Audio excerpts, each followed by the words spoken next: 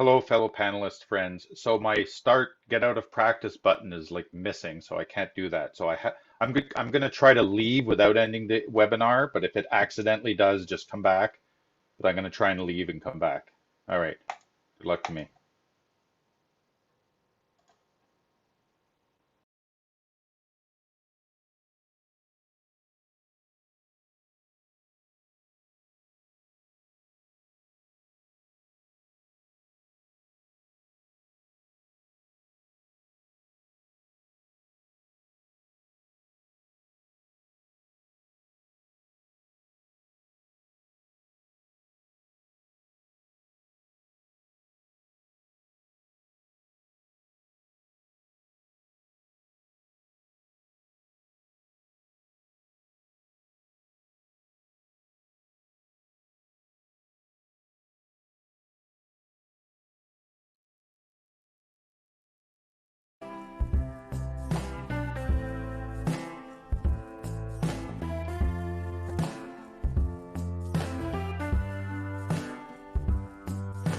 We were aligned out of our minds. We could have fantasized about nothing more. And now it's midnight in this small town. What can we do? Go and spend it all where we wanna be. It's midnight in this.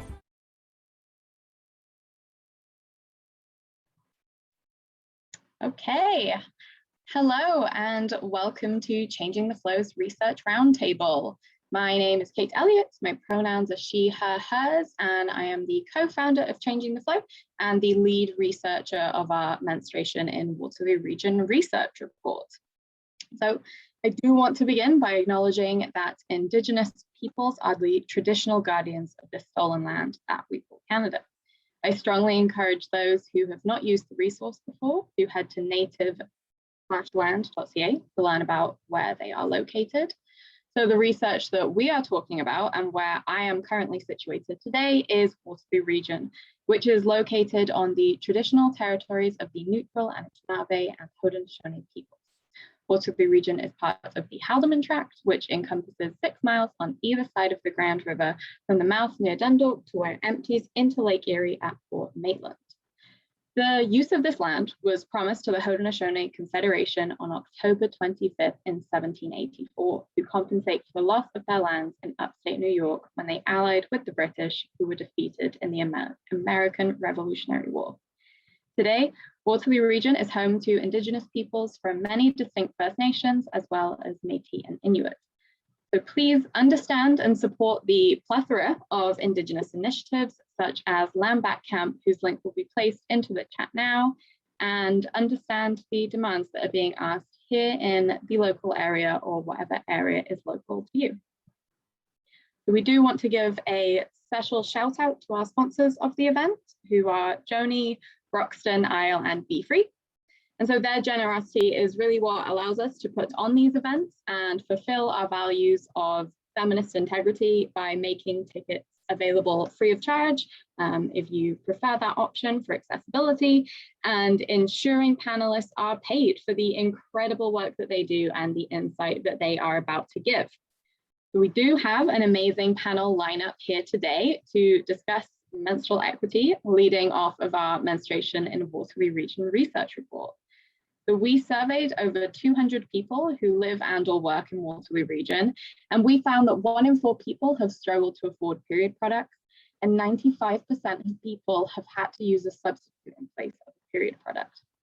There's a lot more data available in the research report at changingtheflow.ca/research, but now let's talk about it. So I'm so pleased to welcome Hannah Legault, Salam Debs, TK Pritchard, Amy Smoke, and Jessica Hutchison, who will all now introduce themselves to you.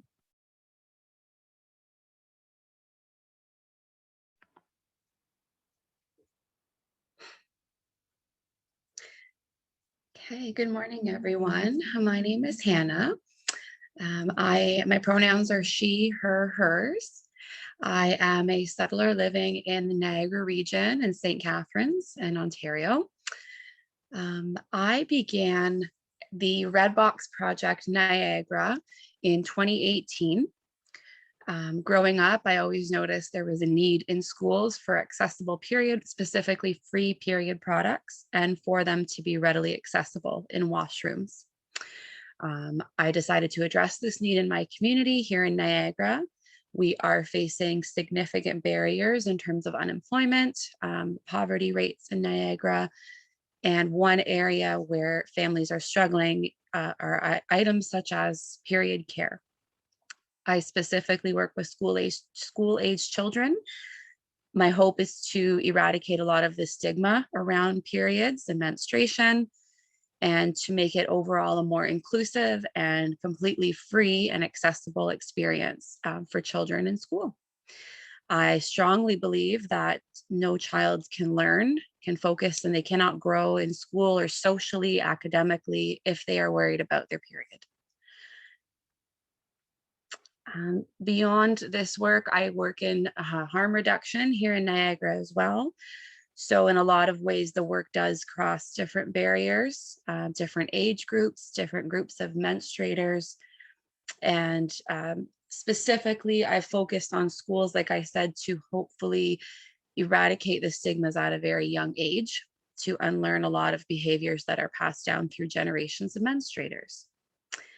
As it stands today, the District School Board of Niagara, so our public board, back in 2020, did eventually grant a $200,000 budget for period equity in our schools. We are rolling that out now as the kids are going back to school. And our focus now is making all of the media and the signage very inclusive of everybody who menstruates, paying attention to language, to signage, and to availability of products for students. Thank you.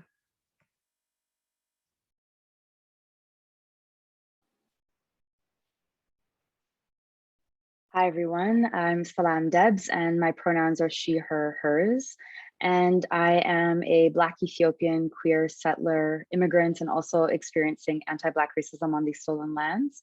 I'm also an anti-racism educator, an anti-oppression coach, a social justice advocate, and a student in dismantling anti-Black racism, an accomplice in dismantling anti-Indian xenophobia, Islamophobia, 2S LGBTQ plus disability rights through an intersectional lens.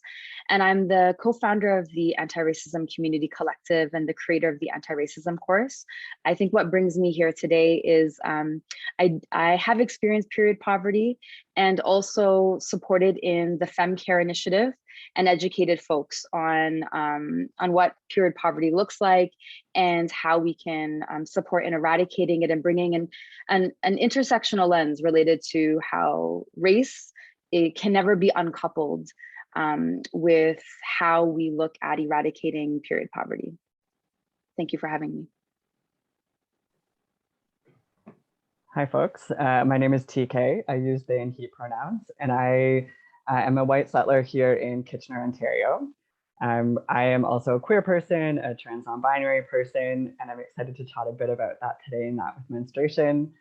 Professionally, I am also the executive director of Shore Center. So Shore Center is a sexual health and reproductive rights nonprofit, and we offer both clinical services around reproductive health, counseling services, and also education in school. So we have a lot of conversations with young people around things like menstruation, development in their bodies.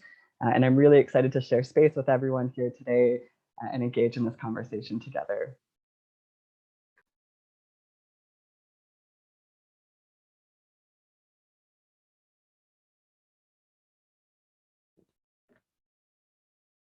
Hi. Sego, Sewagwego, Emismo Kyangits, Kinyankahagani'i. I am Mohawk Nation Turtle Clan. I'm from the Six Nations of the Grand River, and my pronouns are they, them. Currently, I am the co-founder of Osiganhu Hadaje Landback Camp in Laurel Creek, which is a space for Indigiqueer, Two-Spirit, trans, non-binary, Indigenous youth and settler allies in the LGBTQ plus community. I graduated from University of Waterloo, Wilfrid Laurier, and Conestoga College, and I'm a community organizer and activist. land defender and water protector, and just so very honored to be here. I hope to bring a little bit of an Indigenous perspective as well. I've also been unsheltered, sex worker, former drug user, formerly incarcerated, and yeah, now running a queer camp on the land in Laurel Creek Conservation Area. Thanks, Amy. Hi, everybody. My name is Jessica Hutchison. I use the pronouns she and her. I am a white settler cisgender woman I've been an advocate and activist for criminalized and imprisoned women and trans people in women's prisons for almost 15 years now.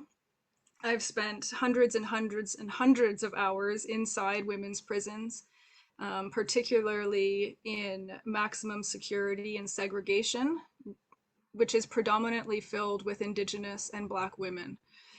Because we know the colonial state uses imprisonment to separate Indigenous peoples from their land and to enact anti-Black racism against Black women. So I've spent hundreds of hours trying to support them in their fight to get out of segregation and maximum security, and ultimately back out to the community.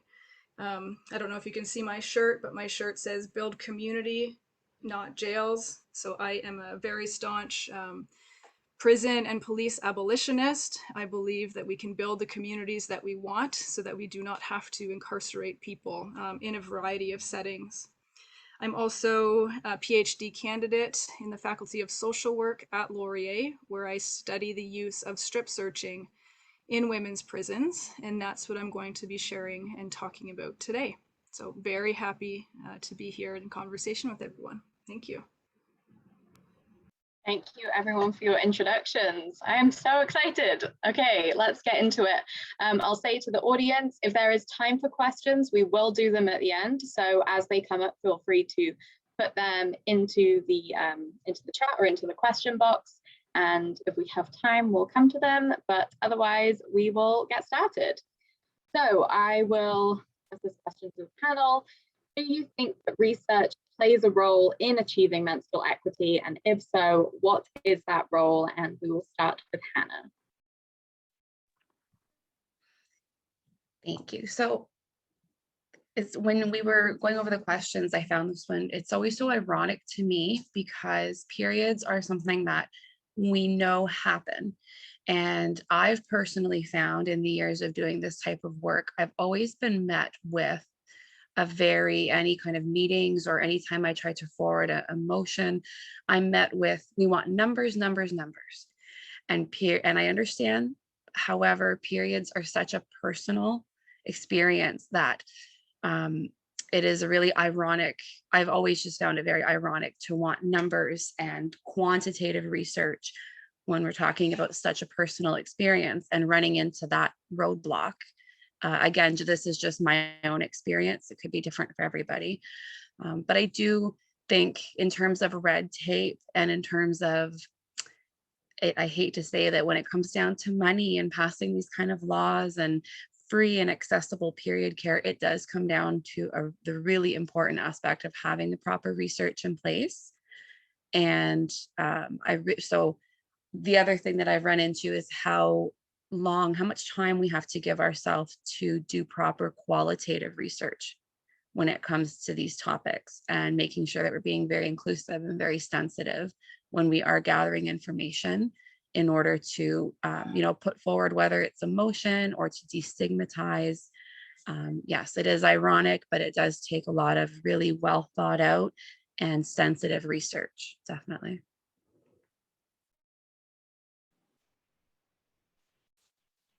Yeah, to add to that, I mean, I guess the reality is, if we're real, there is very little data on menstrual equity. And so, in so-called Canada, so which is a way for Canada to continue to maintain the status quo and not have to face its downfalls. But I think more disturbingly, there is almost no data at all relating to how race intersects with period poverty. So if we think about research and we have some information, some data, some research on, period poverty, menstrual equity. but almost no data, of course, not surprisingly, in so-called Canada around the intersection of race and other social identities in relationship to period poverty. So, you know, this is no surprise as Canada continues to perpetuate a kind of color blindness that makes the inequities of Black, Indigenous, and racialized communities not exist or are hidden away.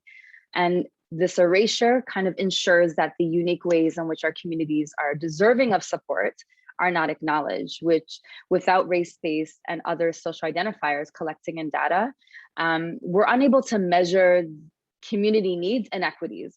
And in fact, the narrative of neutrality isn't neutral at all, but simply centers the experiences of white communities and their social identifiers.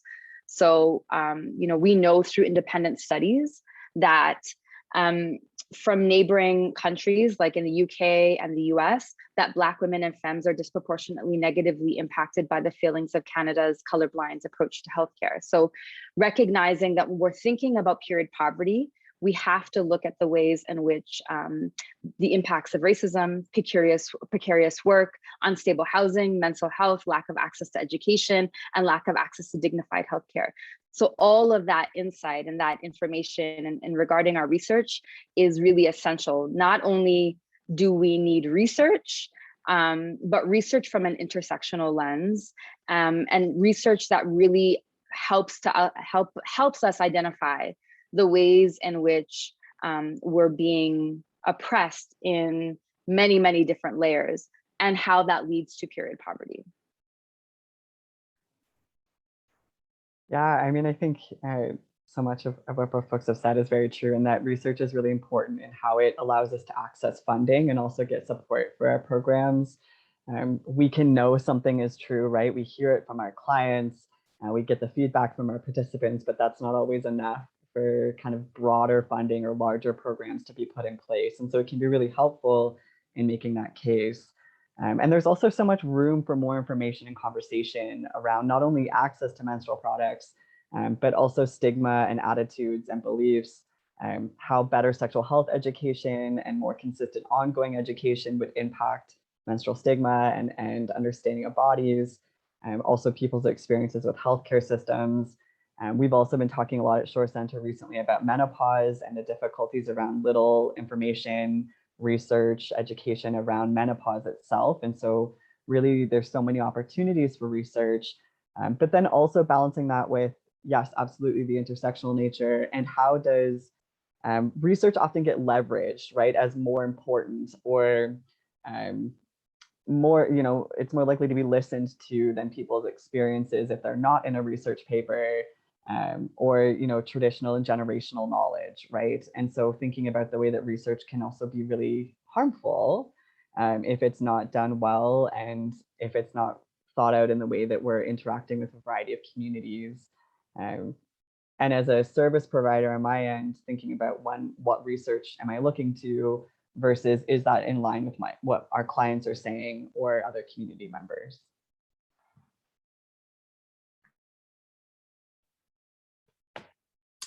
Yeah, so, and to add to everything that everybody has said, the ways in which we gather that data, right? Indigenous research methodology is so very different, the qualitative versus the quantitative data.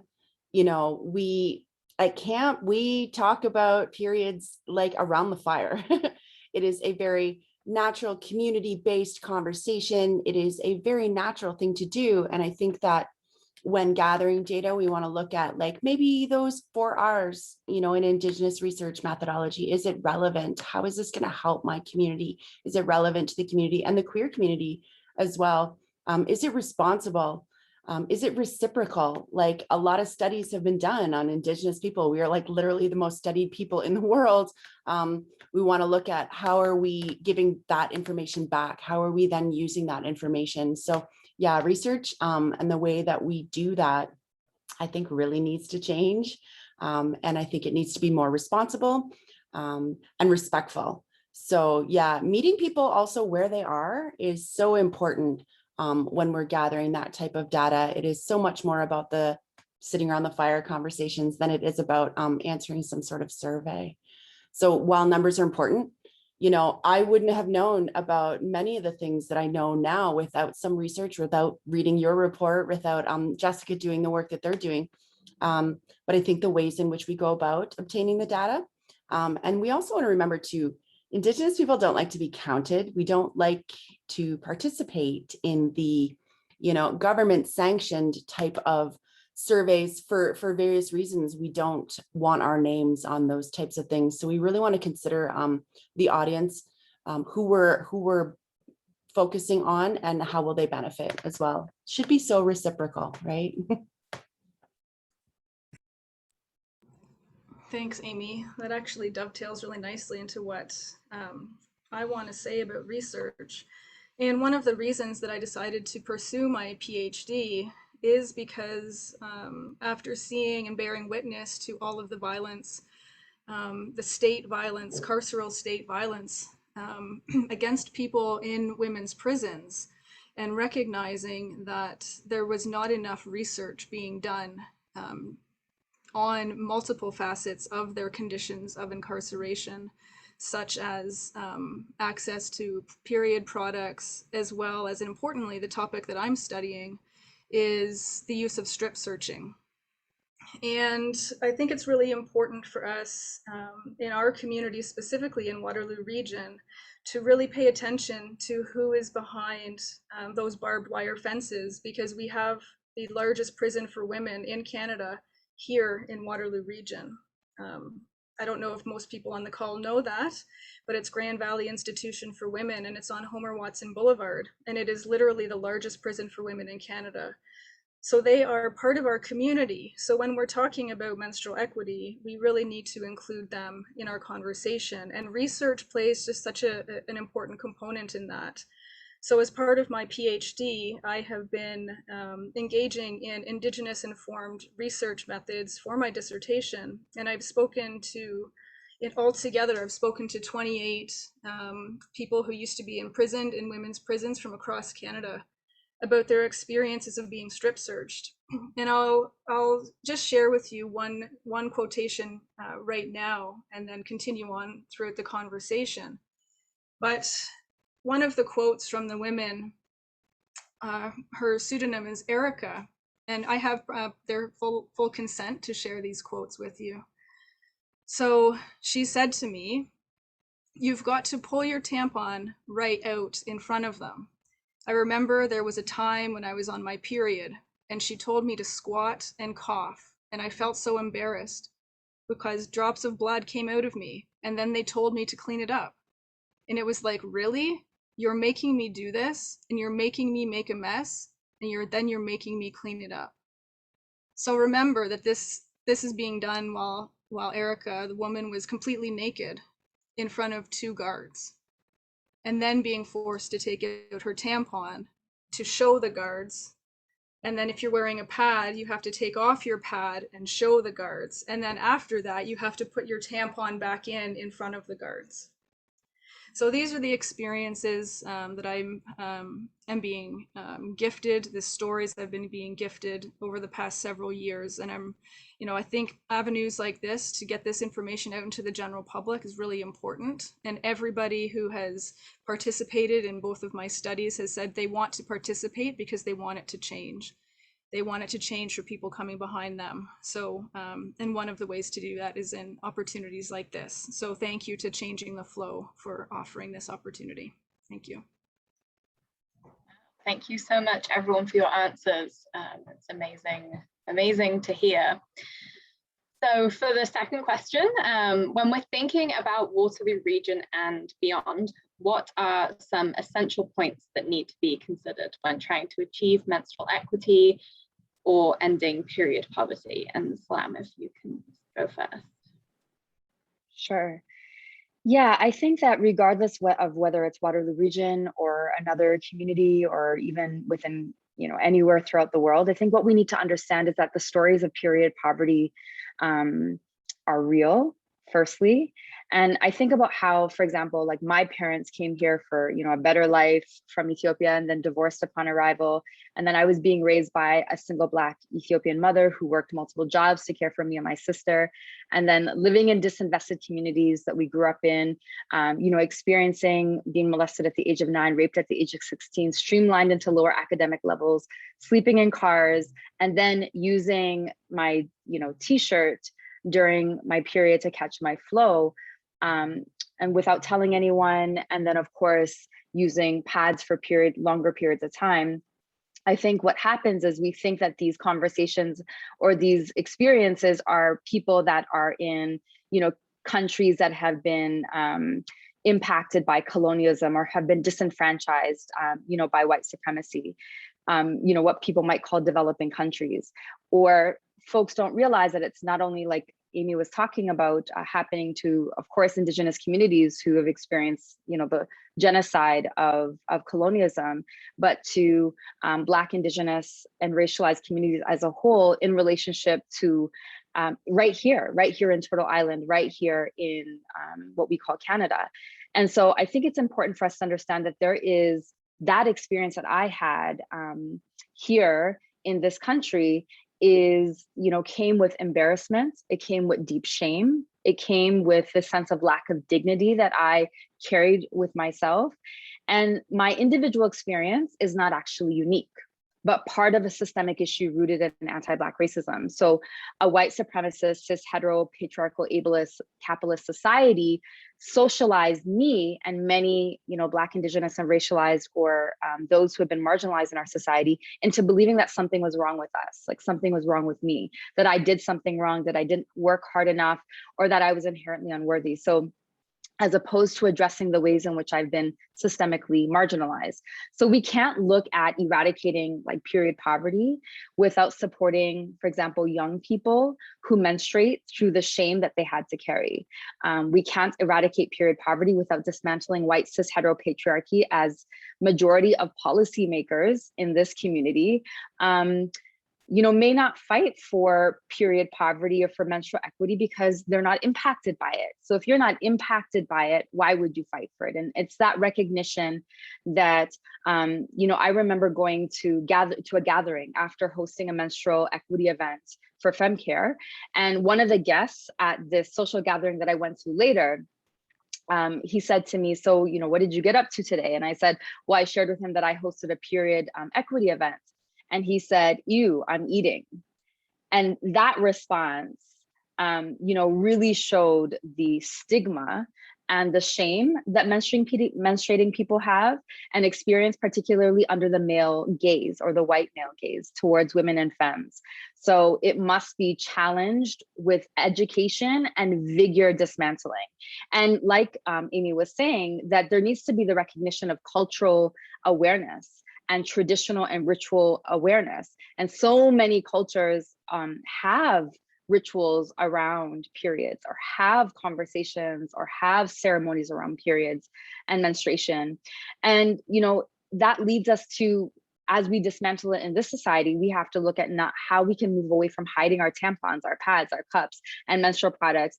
And we have to think about how we are understanding that, the reality is, if white cis men who are in power in Waterloo region, for the most part, if they were menstruating, we wouldn't even be having this conversation. And that's the reality. And so how can we start to understand that this is a human rights issue, that this is an issue of access, and making that correction to move away from it just being those who are menstruating, that it is our issue, but rather this is a human rights issue.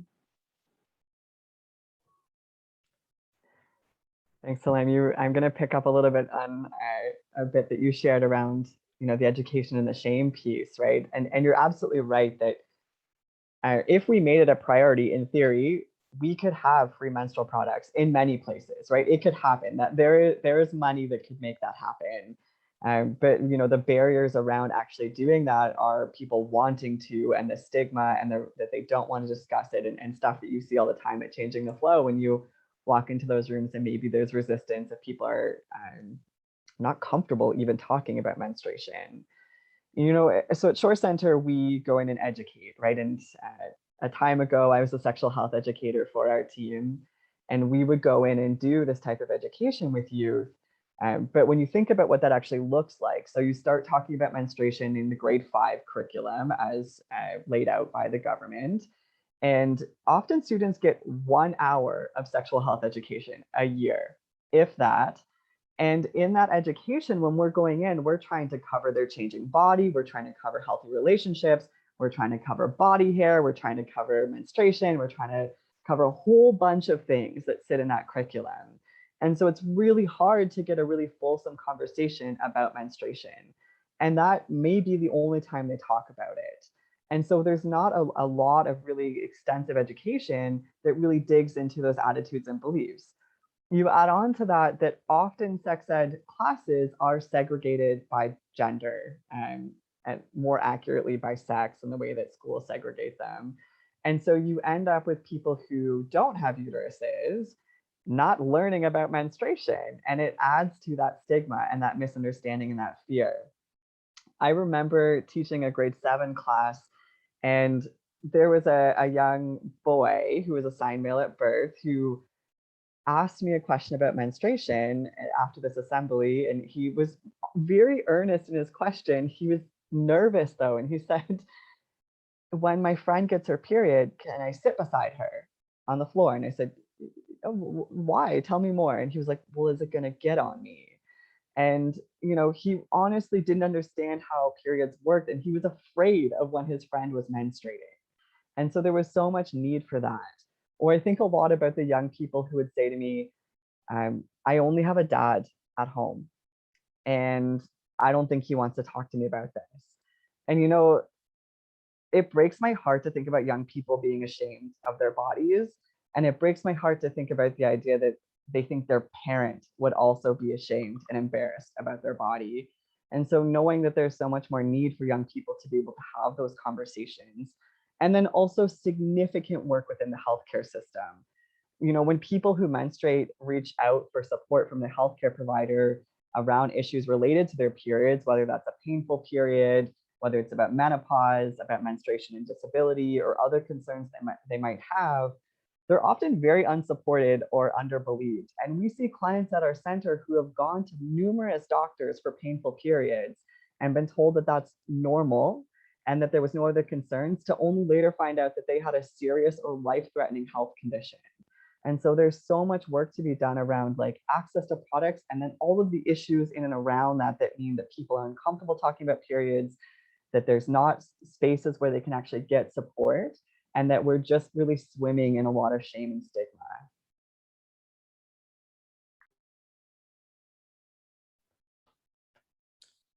Yeah, so, and to go off, obviously off of everything that everybody said, the cultural differences too. As an Indigenous person, our moon times for us that menstruate, so powerful, so powerful. It's a blessing. It is a wondrous thing to be able to cleanse our bodies, to be able to do these things once a month naturally.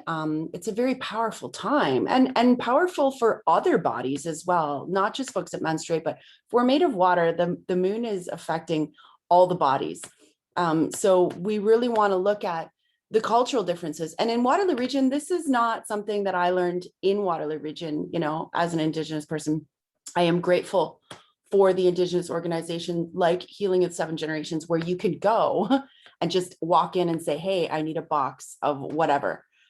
They have them there, right? So we want to be able to remember that in other cultures, this is a very different conversation. I had never ever felt so ashamed and embarrassed walking down the streets in Kitchener-Waterloo and not being able to get anything, going from one business to another, not having anything available for me, toilet paper, mounds, wads of toilet paper. That's what you do from place to place to place. But being able to go into Healing and being able to get whatever we need at camp. The first thing we did was, we have an outhouse and it's open to the public. The signs on the front are gendered. There's 2. And so there's one with a little skirt and there's one for like the little legs. I don't know how a hole in the ground is gendered. So we took, we put our own signs on there. This is a toilet. That's what this means. That's what this hole in the ground means. And we asked that Laurel Creek provide receptacles in both the bathrooms. Also because we don't know what people are putting down there. I don't want to contribute to the plastic. I don't know what they're going to do with those outhouses eventually, but receptacles. And we have totes in each of the bathrooms that has a variety of products. Whatever somebody might need in that outhouse, hole in the ground, regardless of gender, is in that box. So I think we want to look at providing all of the things in Waterloo region that just aren't available, because for me, it's very culturally different. This is a very important time in my life, in the lives of those who menstruate. And it's unfortunate that Waterloo region just does not break down that stigma and offer more resources and more education around what is, culturally different than the mainstream, than the status quo of the white cis male that does not menstruate and it does not affect. So yeah. Thanks, Amy. Bringing it back sort of inside the prison context, the federal prison context, specifically here in our region. I've spoken to some Indigenous women and Two-Spirit folks who've talked to me about being strip searched when they are on their moon time. And not only is it a violation, but it's a spiritual violation because it's such a spiritual time for them. So for example, one of the women who participated in my study, an Indigenous woman, said, a Native woman, when they're on their time, that's a spiritual time. It's a sacred time. So you're violating a woman by strip searching them when they're on their moon time. And recently I had an amazing teaching gifted to me by Dr. Kathy Absalon, who is an Anishinaabe scholar here in the Faculty of Social Work at Laurier. And she is one of my mentors and on my dissertation committee. And she taught me that not only when Indigenous women are being strip searched on their moon time, not only are they being violated, but their grandmother is also being violated at the same time, because moon time is when their grandmother is visiting them. So taking all of these things into consideration that Amy was talking about is really, really important. The second thing that I'd like to say is that it costs $220,000 a year to imprison one woman. I'm going to say that again. $220,000 per year per woman. And if there are 200 women at GVI, somebody out there can do the math, it's a lot of money. It's millions and millions of dollars to incarcerate people inside a prison. And the things in measures of austerity, what happens is they start cutting things that the prison deems as unnecessary. And one of those things has recently, over the past several years, has been hygiene products. So they've been rationing, like the prison has been rationing toilet paper, they've been rationing paper towel, and really importantly, they've started to ration period products. So people only have access to a very small amount of period products each month. They don't have a choice in terms of which type of period product they have access to. And then once they go through those, because it's not enough to get through an entire cycle, they then have to pay for it. They have to purchase period products from what's called the canteen inside. And to put it into context, each person inside is only given $8 a month for hygiene products. And to buy a pack of tampons inside is $7. So if you only have $8 a month to pay for all of your hygiene products, and 7 of those has to go towards one box of tampons, you don't have any other money for other hygiene products. So to answer the question is that period products should be in great abundance in prisons. Why would they force people to Because then what happens is people start taking them because you don't want to have to go. What they literally have to do is go and prove that they have used their items already so that they can go get more. And some women have told me that they've had to take their bloody, dirty underwear, take it to the canteen and say, look it, I bled through my underwear. Can I get a new pair of underwear? And that's really rooted in sort of this distrust and disbelief of people in prison. Like, obviously, there's just this automatic assumption that people in prison are lying.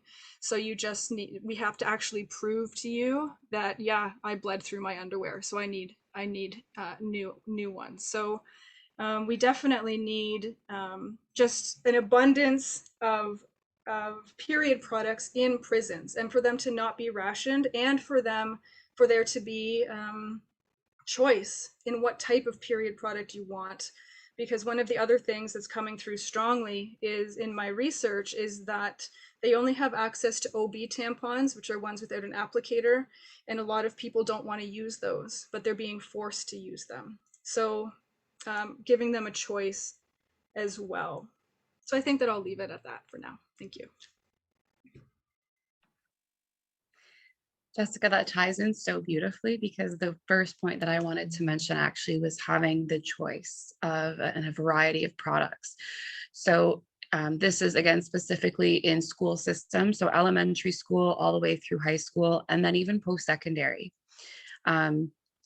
Yes, abundance of product. However, it's really, I've found anyways, it's really important to give people the choice to choose what works best for them and their bodies.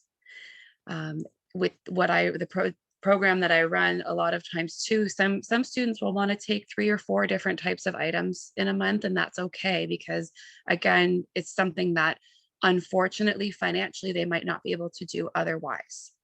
So to have access to an abundance of product, but then also a variety of different items, that is very, very important as well. With that, also keeping in mind aspects like, for example, cups, menstrual cups. When donors have approached me in the past in terms of fundraising, and they're always wanting to they mean well and always wanting to donate, for example, menstrual cups or reusable cloth pads. And they talk about, well, it's better for the environment.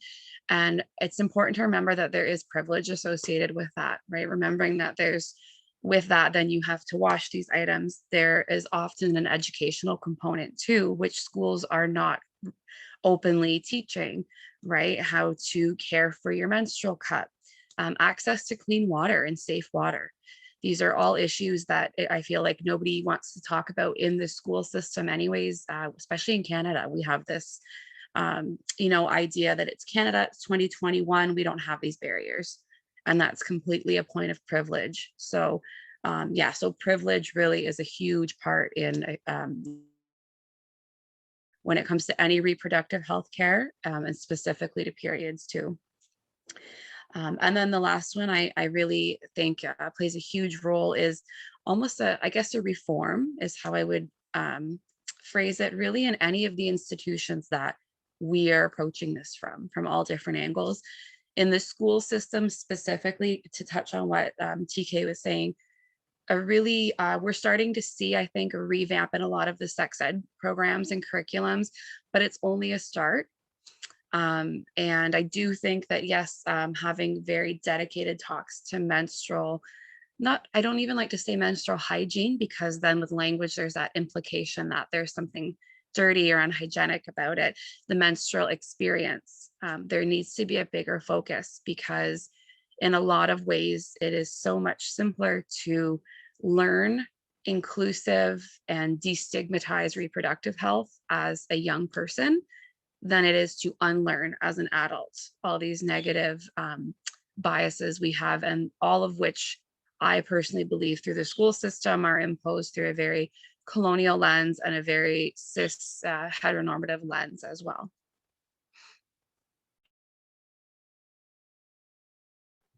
Wow, thank you so much. Okay, looking at the time, I think this will potentially be the last question we have time for. So to all the panelists, please feel free to throw in any extra points that you want to make in response to the question. And yeah, so if anyone hasn't seen, the Canadian government did recently announce that they are working to provide free period products in federal workplaces, hopefully by the fall of 2021. And so I want to ask the panelists, how do you think this will impact the trajectory of menstrual equity in Canada? And TK, if you can go first.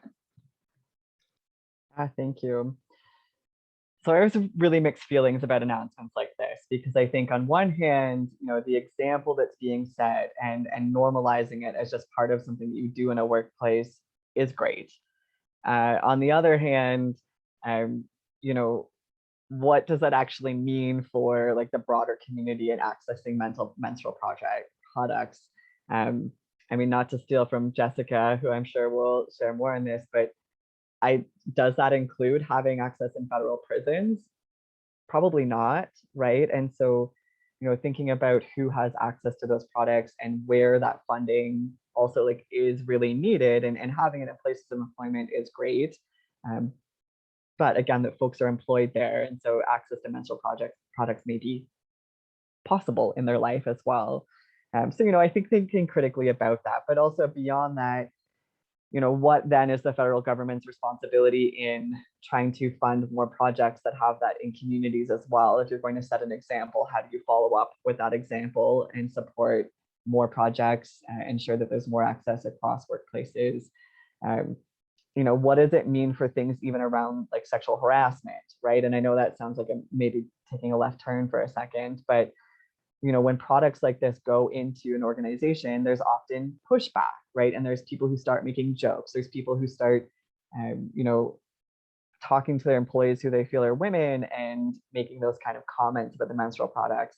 And it's not always really clear in legislation where those things even sit within the world of sexual harassment and what people's rights and recourse are within that. And so, where's the conversation around that happening? If the federal government is setting this example and want more people to follow it, are they also having conversations around things like, yes, those stigma addressing projects in the workplace? As Amy had mentioned around, I laughed very hard about the gendered outhouses. Thank you, Amy, for sharing that also. Good gosh. But are we having conversations around what bathrooms these are going into? As a person who looks the way that I do, people are not always comfortable when I talk about my own experiences with menstruation, and also recognizing that I, for a lot of my life, have used men's bathrooms, but at times have needed those places to dispose of tampons and pads in the bathroom, and they're not usually in men's washrooms. And so are they thinking about that within their workplaces? And so there's a lot of, I think, complexities that come along with, we're going to give free products or have them in our washrooms, but then what is everything else around that? And unfortunately, when you name that, that means some people back away from the project. And so, are people really committed to providing them in a way that's going to be safe for their employees, that is going to be accessible? And then also just really looking at, should we be funding products actually in other ways, and making sure that they're getting out to more folks?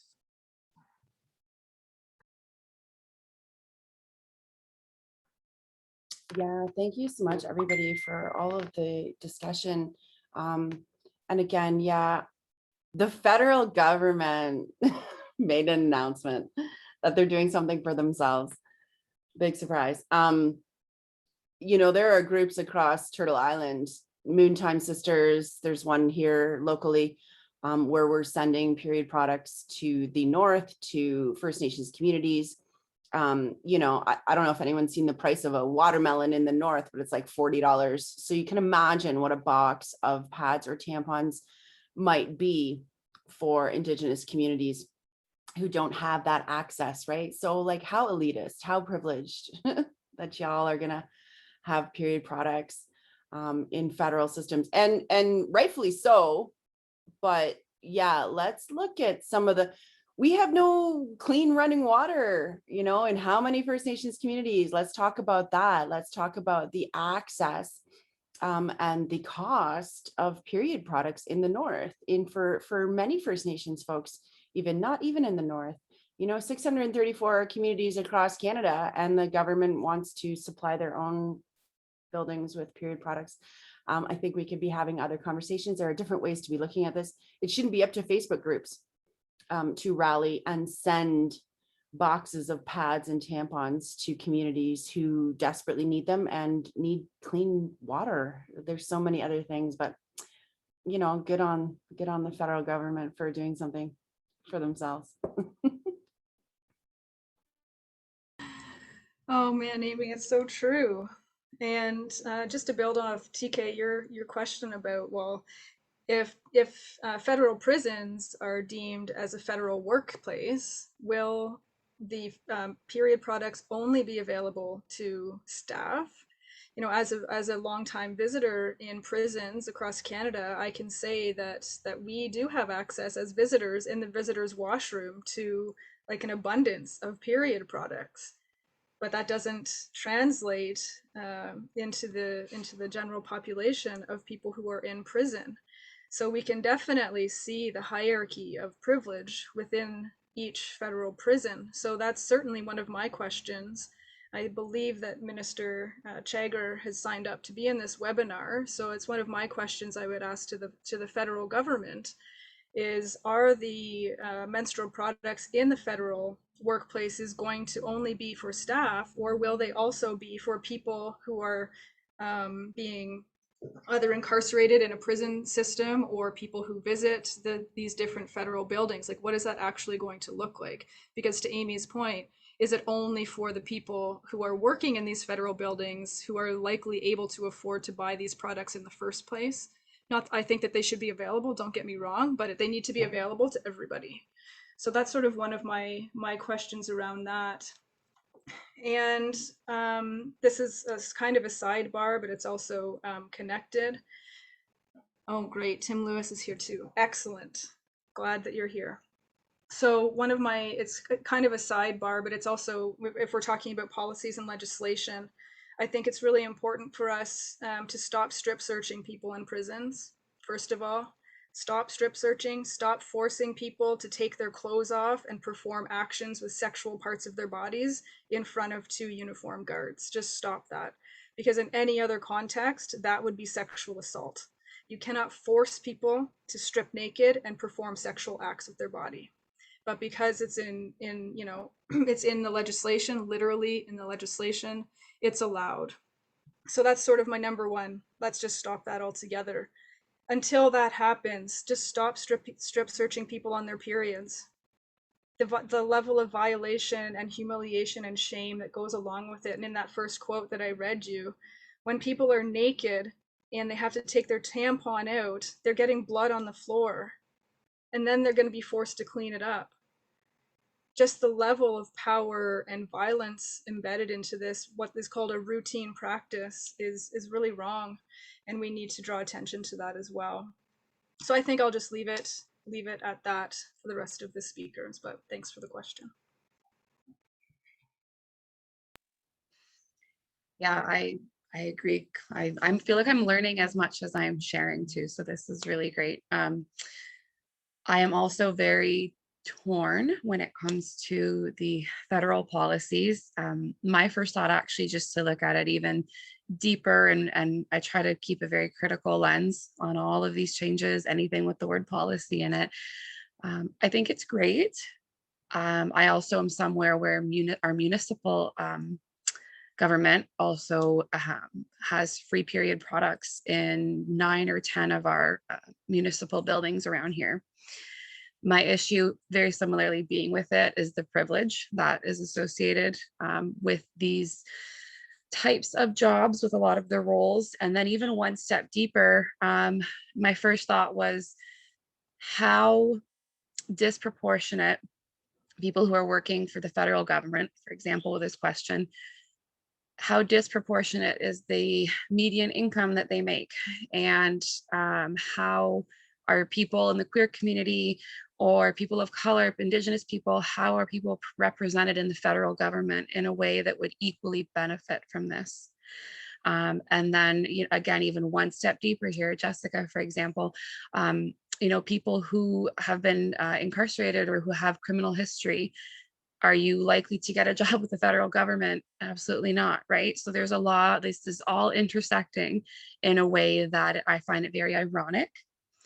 I love what Amy said too. It shouldn't be up to Facebook groups or social media groups to push these policies forward, but as like a lot of other reproductive rights, is what we see. So I think it's great that it's happening and getting some coverage, but I think it's just important to be aware of what kind of coverage it's getting and to really always look at it with the critical, really some critical thinking and seeing how is this really just helping those that already are privileged enough to have access to period care. So. Hannah, yes, I second that and everything that everyone said. I think everything that everyone said was so powerful. But the only thing that I would add is that, like everyone has kind of spoke to, is, as we begin to advocate for period poverty, as there are these changes that are happening and it's being integrated into federal buildings, what lens are we taking on, like everyone has said, which is it an elitist lens? Is it ones that privilege the most privileged? Who are we centering? Whose voices are we centering as we continue to advocate? And is your advocacy like rooted in white elitist feminist, thinking, like period purses? Is it trying to continuously glamorize or water down this work, which is really rooted, like Jessica was saying, in abolition work? It's really rooted in advocacy for those who are most disenfranchised. So ensuring that we're centering the most disenfranchised, that we recognize that this isn't enough, that we see that if we are just funding or providing period poverty products in federal buildings, what does that mean for everyone else? And we know what that means. And so I think it is looking at folks championing this work from an abolitionist, from an anti-racist, from an equitable lens. Without that lens, it just ends up supporting and privileging even more. And I think the last piece, as TK was talking about, is that I think education is really key. If we are integrating if we're putting these products into spaces, but we're not actually integrating education, then it doesn't really matter. If we can't remove the stigma and the shame, if we can't remove all of the ways in which we're living in secret and talking in secret about period poverty, we're talking in secret about the ways in which we feel shame in the spaces that we're in, then it doesn't actually serve its purpose. So it's not enough to just fund products. We need to look at the ways in which poverty intersects with lack of equity in menstruation, lack of equity in housing, lack of equity in terms of supporting incarceration, folks who have been incarcerated, all of the ways in which oppression is showing up. So I think we need to do more. This is basic. This is a very basic gesture for community care. Thank you so much, everyone, for your inputs. And I'm so glad we got to talk about the policy change, because these perspectives are so important. And so I do want to share, Kevin should be posting a link into the chat that there is a feedback form to give to the proposed policy change. But I also think that this conversation we've just had here has been so productive. And I'm so glad to see that there are some decision makers in the chat interacting with this and are able to get those in-depth perspectives right now. So yeah, thank you so much to everyone for attending and to our amazing panelists. Thankfully, this all went through with no glitches, I believe, from my end anyway. I hope everyone's been able to engage with the incredible conversation that has just happened here. So because we do know a lunchtime webinar isn't accessible for everyone, we are rebroadcasting the event on August 17th at 7 p.m. And you can register through a link that will be sent into the chat. And please tell your friends, your colleagues, and if you're in a different area, please tag your own decision makers, anyone that you can who you think could benefit from hearing these amazing perspectives, particularly when talking about policy change. we will be tweeting about the broadcast at Changing the Flow, and so feel free to mention whoever you think should attend. We also are going to have our next live event on October 5th, which will be a conversation about menstrual equity in Canada's public policy and what is happening, because there should be changes by then based on what the government is saying right now. And so we want to recheck in with what's happening and hear more amazing perspectives. So thank you everyone for your time. And I believe that's everything.